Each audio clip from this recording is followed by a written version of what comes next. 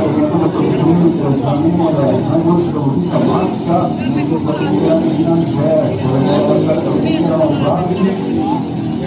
Wygranie Wojewodeka Można,